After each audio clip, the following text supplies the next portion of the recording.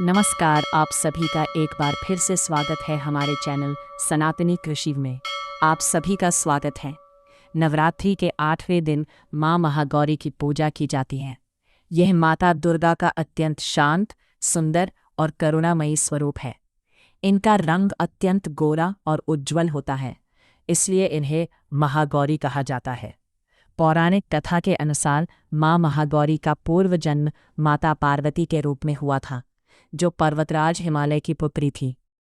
बचपन से ही उनका मन भगवान शिव को पाने के लिए समर्पित था। उन्होंने ठान लिया था कि वे शिव जी को ही अपना पति बनाएंगी। भगवान शिव को पाने के लिए माता पार्वती ने कठोर तपस्या शुरू की। उन्होंने वर्षों तक जंगल में रहकर तप किया।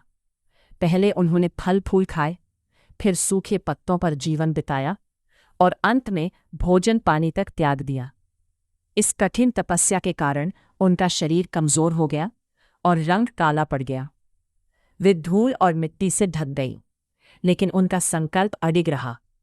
माता पार्वती की इस तपस्या से प्रसन्न होकर भगवान शिव उनकी परीक्षा लेने के लिए एक ब्राह्मण के रूप में उनके सामने आए।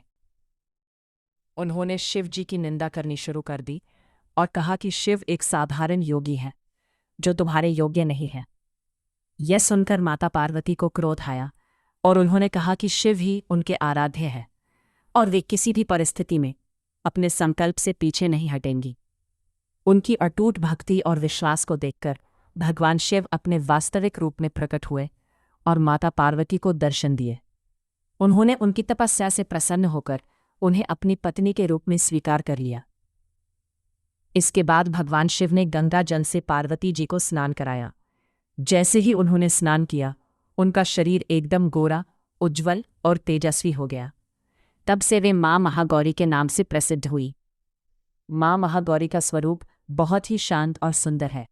वे सफ़ेद वस्त्र धारण करती हैं और उनका वाहन बैल है।